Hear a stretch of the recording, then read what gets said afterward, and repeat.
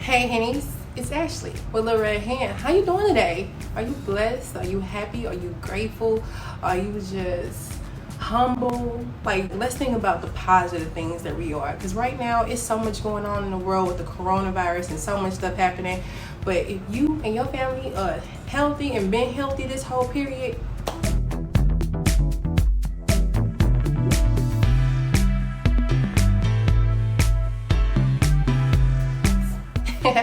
alright, but for real, let's get started with this video. Peter Pan, that's what they call me. I promise that you'll never be lonely. Peter Pan, that's what they call me. I promise So I'm that back. I'm going to show you guys how to make a gin Rickey. Before I cook, I always need to have me a drink by my side. I need it. I mean, so I'm gonna show you how to make this gin Rickey. And I know people have mixed feelings on gin. Gin make you sin, gin make you do this, gin make you do that. Well, guess what? Chill out. It ain't even that bad. Like, you do what you want to do. Don't drink that much. And then gin won't make you sin. It'll make you grand. It'll make you happy.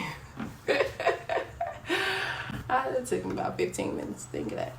Let's keep going. So I'm gonna show you guys how to mix this. And this time, you know, I'm gonna actually show you how to make the drink. I'm gonna pour it in my strainer because the last time people said that's what they wanted to see. So I'm gonna give you what you want today.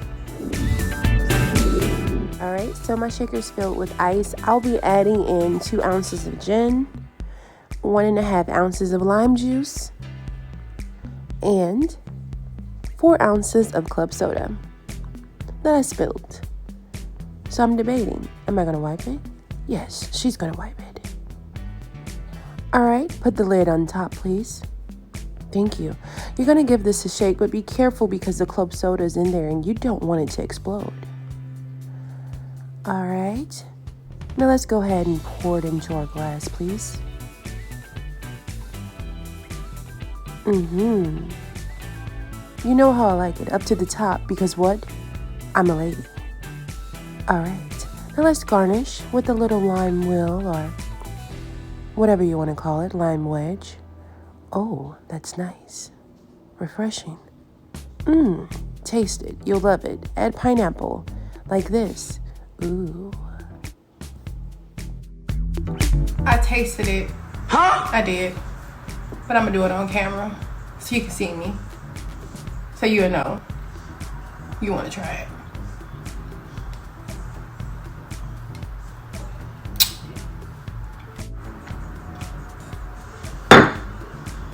I drank it all. Y'all, that drink is amazing. And you don't taste the gin and it just tastes so smooth. It's refreshing. I don't know what it is. Like, I don't know. I really can't describe it to you outside of saying, wow. Moving along. Let's keep going. Alright guys, so I have my stainless steel bowl with my spatula and I'm going to add in 1/2 cup of mayo.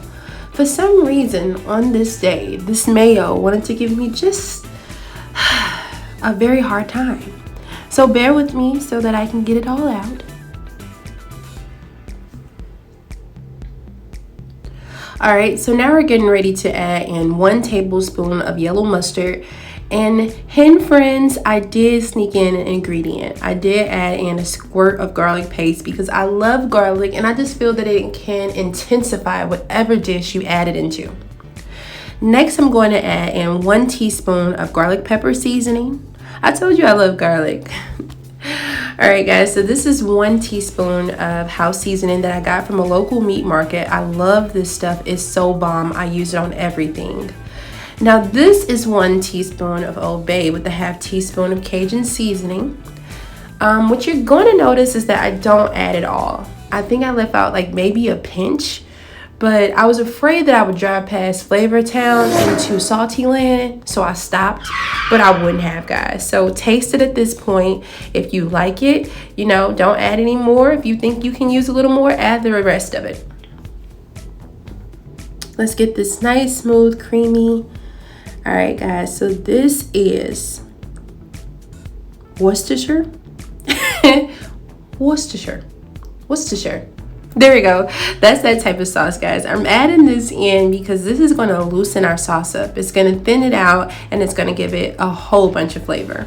So we want to make sure we get this all mixed in, all incorporated, nice, smooth, creamy consistency before we go to our next step. Don't forget to scrape it off the sides.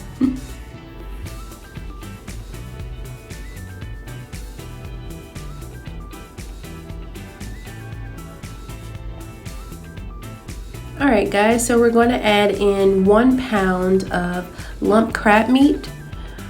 I need it all, so let me get that out. Okay, alright. So guys, I'm about to teach you a new method, okay? So we're going to scrape the sides and fold. Scrape the sides and fold. We're doing the folding method because we're trying to keep the crab meat in lumps as much as we can. You know, I know there are a lot of steps to making this recipe, but if you use the stir and the scrape the sides fold method, you'll be great. You'll do good.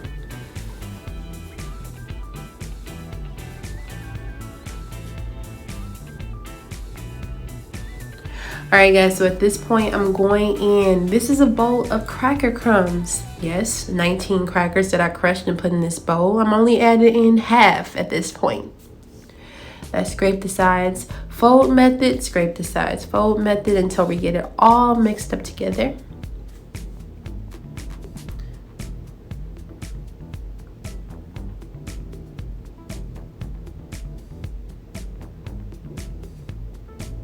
Alright guys, so now we're adding in 1 large egg that has been beaten. So it's not just 1 egg that I cracked open. I did go ahead and beat it.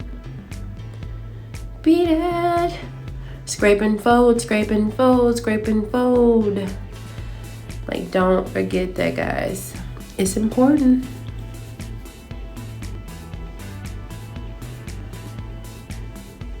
Yeah, so at this point, I'm looking at it, I'm saying, okay, well, it's still moist enough, you know. I can add the rest of the crackers without it drying out. So that's what I'm getting ready to do at this point. So after you get this all mixed in together, guys, incorporate it. Oh, keep it in the bowl. But after you keep it all together, you're done, and it's time for the next step. So this is how it's supposed to look, guys. Let's go.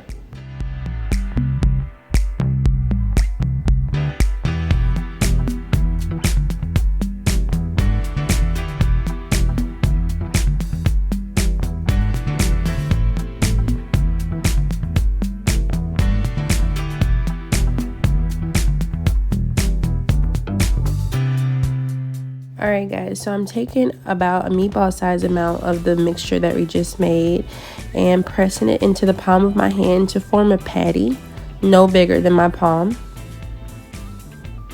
You don't want to make it too thin.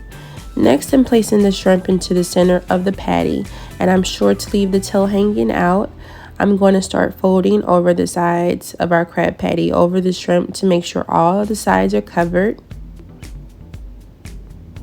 Then I'm going to start mimicking the shape of the shrimp.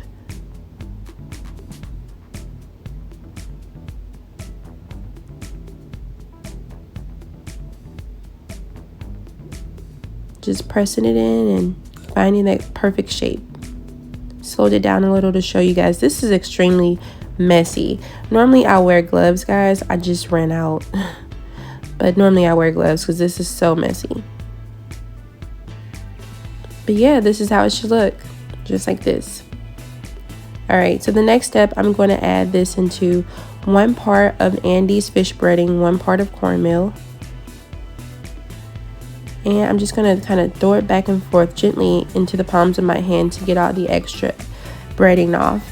And then I'm going to dip it into a mixture that is made up of 2 eggs and half a cup of milk that I beat together. And then I'm going to dip it into our panko crust and kind of again do the same thing I did with the fish breading. Throw it back and forth gently in the palms of my hand to get all the extra stuff off. And throughout the process, guys, you will have to reshape this, the shape of the shrimp. So you'll just have to keep kind of shaping it the whole time. So I'm going to finish up, and in the end, this is how it should look. Now at this point, you want to go ahead and throw it in the freezer while your grease gets hot. And this is just going to hold the mold that we just made. Okay, so my grease is hot and I'm going to start placing the shrimp in gently so I don't splash myself. Alright guys, and you want to be sure not to overcrowd the pot because we did place these in the freezer, so they are going to cool down the grease. So I'm only placing in about 5 at a time.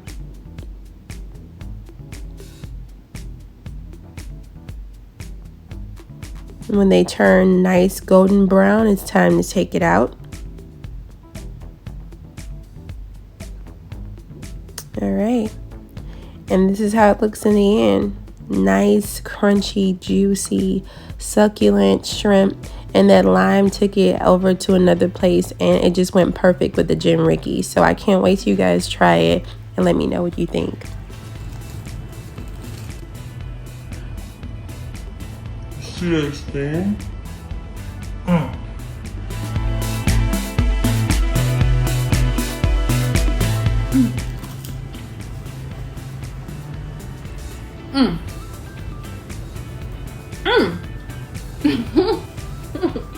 Make them, serve it with hot sauce, any type of sauce. It's just gonna intensify it. I ate it without sauce because it was so good, so much flavor. So don't forget to like and subscribe.